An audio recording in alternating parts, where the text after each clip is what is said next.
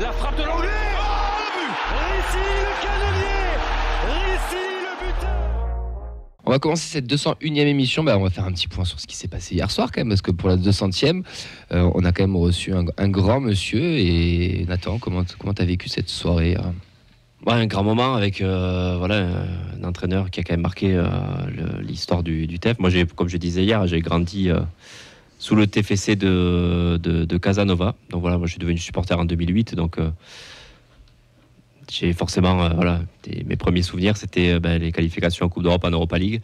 Il y a eu du moins bon après. Bon, ça on en a parlé aussi hier. On a eu un peu des réponses aux questions qu'on se posait. Mais voilà, et au final, avoir ce moment de partage, d'échange. Et moi j'ai été touché par l'insincérité du personnage. On sent que c'est quelqu'un aussi qui aime profondément le club, qui aime profondément le foot aussi. Donc moi honnêtement j'ai passé un super moment.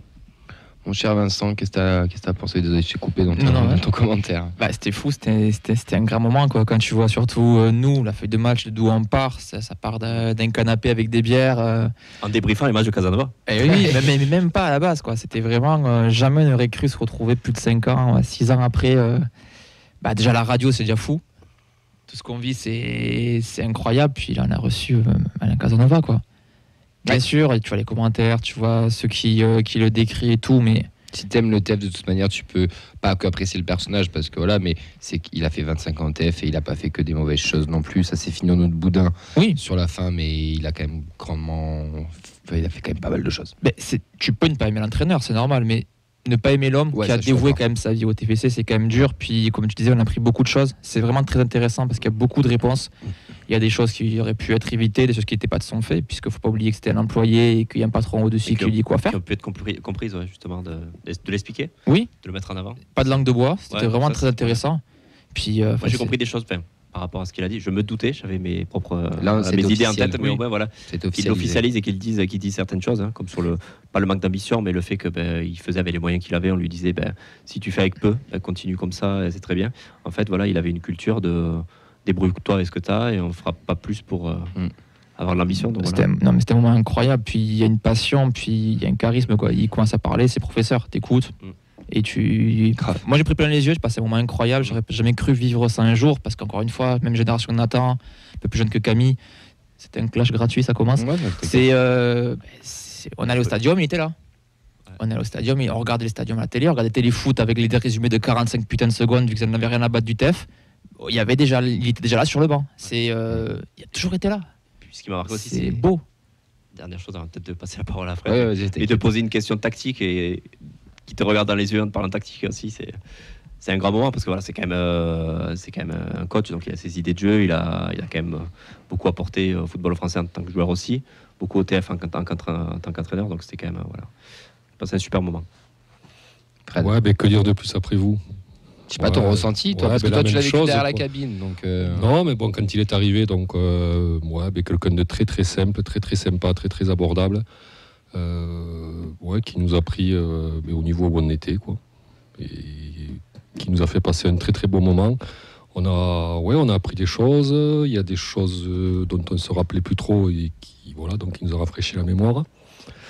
Notamment quand le TEF est descendu en national, quoi. Et qu'il a rappelé qu'on était vraiment au bord de la disparition, quoi. Et donc, surtout qu'on avait qu'un an pour remonter ça. Et dans une situation beaucoup plus dramatique qu'il y a 3 ans, quoi. Ouais. Et puis quand il a terminé, qu'il a dit j'irai jamais entraîner les Girondins, le coup de cœur. Et il enchaîne par un prono 2-1 pour la victoire du TEF. Que dire de plus? Un personnage, c'est un personnage qui fait partie de l'histoire du TFC, quoi. C'est indéniable, quoi. Donc de l'avoir reçu, c'est vraiment un très très grand honneur, quoi. C'était un honneur et un privilège, et on en est très fiers. Vous pouvez retrouver le podcast sur notre chaîne YouTube La Feuille de Match, sur Spotify La Feuille de Match. N'hésitez pas à aller écouter ça, à faire des retours. Même pour les plus sceptiques, je vous conseille vraiment d'aller écouter. Ça peut potentiellement réconcilier avec le bonhomme. Il y a des retours positifs en tout cas là sur les réseaux. Pas mal de gens qui sont sur le live vont apprécier ce moment-là. Puis il y en a qui auraient aimé que ça dure plus longtemps. Nous aussi, nous les premiers. Nous aussi, je pense qu'on aurait pu parler 3 heures football avec. Sans aucun souci. On va enchaîner maintenant avec l'émission. Donc le bus du TFC partira demain à 16h. Vous pouvez vous rendre au pont du stadium pour envoyer un peu votre force aux joueurs. Est-ce qu'il y a d'autres vous qui vont y aller ou pas? Non, question niveau timing, ça va être compliqué, mais j'aimerais bien. Enfin, Ouais. c'est quand même un beau moment aussi, tu vois. Si on a... Ouais. Et surtout, ça fait un renvoi encore une fois à l'histoire du club et l'histoire récente. C'était pendant le Covid, on faisait les accueils de bus, on C'est pouvait vrai. voir que ça, quoi. Le bus, le fumier, puis on rentre chez soi pour vite avoir bin parce qu'on n'a pas le droit d'être là. Et là, on se retrouve, C'est vrai, ça, putain. on les accompagne pour qu'ils partent à Paris. Et ils vont pas jouer Paris FC à Charletti, quoi. Ils vont jouer la Ouais. finale de la Coupe de France. C'est beau. Tu vas y aller? Selon la motivation des gens, moi je suis. Hein. Je suis. Non, après, je sais. Je finis. Il est influençable, hein, donc Je finis si tard. Tu Donc, finis tard. je vais pas pour y aller. tu peux encore te faire virer, hein. T'as quoi d'ici demain? Abandon de poste. Allez. Allez. Ça pose à RTT, frère. Non, mais non. On peut pas tout faire. Hein. C'est vrai. Mais on sera là pour le retour, ça c'est sûr. Quoi. Je mettrai un tweet. Damien Comoli, tu es l'invité de l'after hier après avoir passé une heure avec Casanova. On a eu une demi-heure de Damien Comoli sur l'after foot. C'est rare que l'after donne autant de temps et autant Ils de ont pas le lumière choix, sur le TFC et j'ai trouvé ça chouette. Cette interview était très intéressante. Il a revu vraiment plein de choses. Il nous a expliqué la data, il nous a expliqué des petites anecdotes sur Michael Dessler aussi, comme quoi Dessler ne pensait pas pouvoir jouer en Ligue 2 ou en Ligue 1. Et quand on voit où il en est maintenant, c'est quand même fou. Enfin bref, on va pas refaire tout ça. C'est disponible sur les plateformes de podcast de l'After. Mais ce que vous avez écouté déjà un petit peu dans la voiture, peut-être sur le retour, non? Ouais. Et alors, vous avez pensé quoi on va rapidement brancher. de cette interview, de ce passage? Ouais, Vas-y, Tu alors, Voilà, la priorité. si t'es supporter toulousain, t'apprends rien. C'est voilà, c'était là aussi c'était professeur Comoli qui donnait un cours sur la data et sur l'utilisation. Riolo avait l'air choqué qu'il y ait un paramètre humain qui soit pris en compte. Oui. Pour lui, c'était que des chiffres. Et non, c'était très intéressant. Puis on voyait que pour une fois, l'after avait l'air de l'écouter, de comprendre et de s'y intéresser vraiment.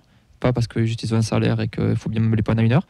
Donc non, on n'a rien appris de nous, mais ça confirme beaucoup de choses. Puis on voit quand même qu'il y a cette passion-là et qu'il y avait la petite question très intéressante par contre sur le Milan AC, le rachat et est-ce qu'il irait. Ça, Non. on a déjà eu notre réponse, nous. Bien sûr, Nous, on a déjà mais, nos informateurs comme Henri qui lui avait proposé, qui lui avait demandé la question. D'ailleurs, Henri l'a Le remis sur, précurseur, Henri. l'a remis sur les réseaux. il a et- coupé court quand même. Non, mais Direct, il a dit non, c'est Eh oui. Toulouse.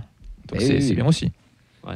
Puis le mérite aussi, c'est quand même ce monde médiatique-là pour le travail qui est fait. C'est normal ça, aussi qu'il ouais. puisse en parler. Avoir quoi. un peu de visibilité, parler du club, c'est toujours bien, quoi. Du travail qui est fait depuis pas mal de temps. Je peux juste vous lire le commentaire de Bernard sur Facebook qui est très drôle. C'est demi-heure sans parler du PSG, l'after des raps.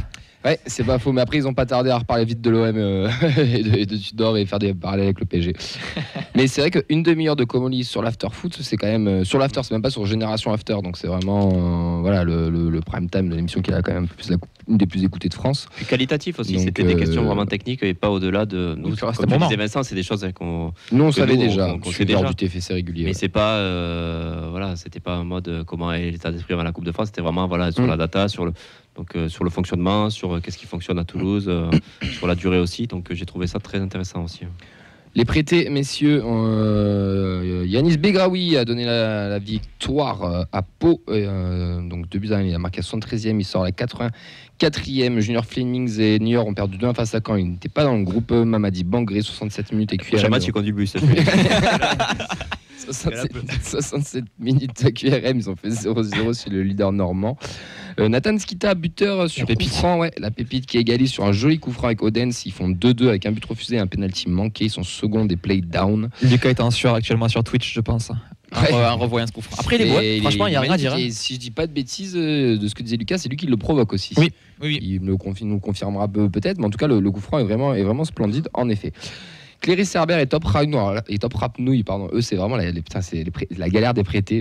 C'est un Erasmus qui tourne mal. Hein.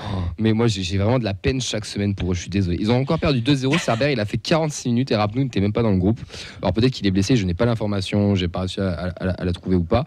Peut-être qu'il est blessé. Ça fait 2 matchs d'affilée qu'il y est pas. Il y a un Samian Bulgarie, Mais- on peut l'appeler si tu veux. Mais Direct, hein. Herbert, ça fait 2 fois qu'il sort juste après la mi-temps. Enfin, les pauvres. Franchement, courage les gars, parce que ça doit pas être facile. Ouais, surtout que tu es en Bulgarie quand même. hein.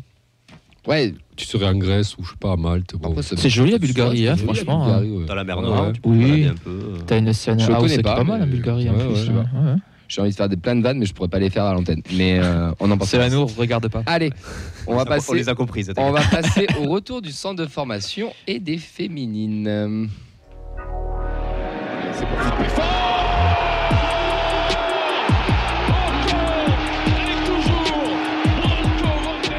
On a parlé coup franc, ça l'a perturbé. Ouais, il a mis Van Boben. il a envoyé du branco cash. Et Fred, il est déjà sur samedi. Là. Les Pitchouns U11 et U12 ont gagné des 2 gros tournois. C'est le TEF qui a fait un petit article. Donc un tournoi de Pâques à Tours pour les U12 et celui de Caen pour les U11. Donc ils ont marqué nos éducateurs. Donc on va nous aussi les citer. Je vous rappelle que vous pouvez trouver cet article sur le site du TFC. Donc bravo aux éducateurs pour les U12, Adam, Joël, Camille et dirigeant Samy. Quoi ? Félicitations. Merci Camille. Et dirigeants Samy, Thomas et Jérémy. Et pour les U11, Michael, Baptiste, Sony pour les éducateurs, Arthur, Antonio et Hamid pour les dirigeants.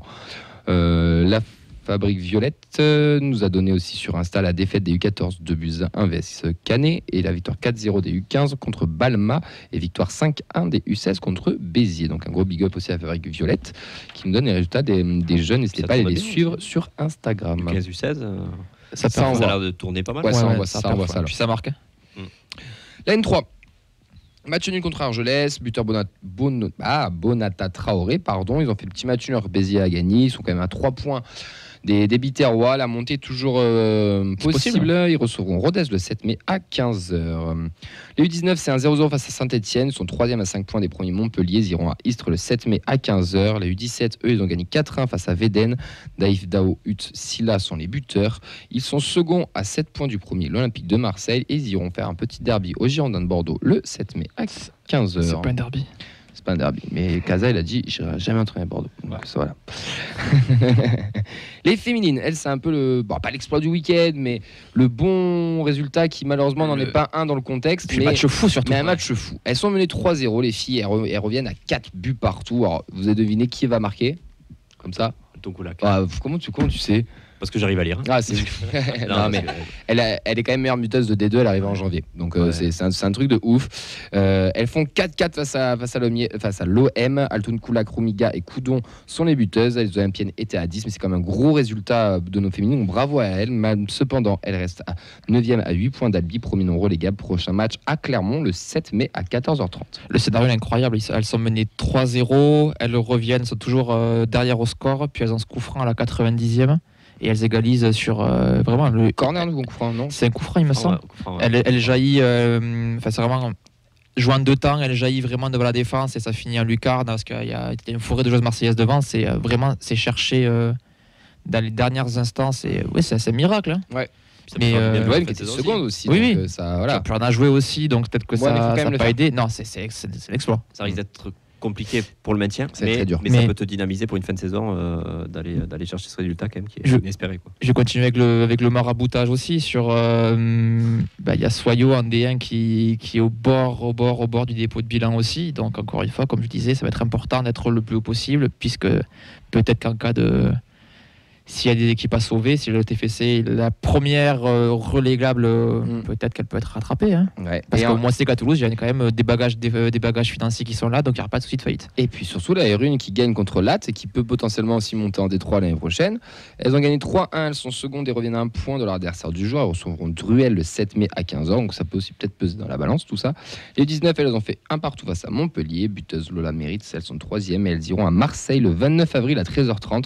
Et ça, je trouve ça un peu dégueulasse qu'elle les fasse jouer le 29 avril alors qu'on a la finale, le soir. Donc je ne dis pas qu'elles seraient peut-être toutes montées, j'en sais rien, ou peut-être qu'elles iront après le match, je n'en sais absolument rien.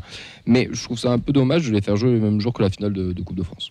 Ouais, après que des oui, après on voit que le planning est chargé. Enfin non, que le planning, ils n'ont rien à foutre. C'est déjà il faut jouer les U19 en même temps que l'équipe 1 qui Fagnon des féminines aussi. Oui, il n'y a déjà pas de cohérence à ce niveau-là. Alors t'imagines une cohérence avec les mecs. Je trouve ça totalement dommage et regrettable. On embrasse TFF, bien sûr. Oui, ou pas.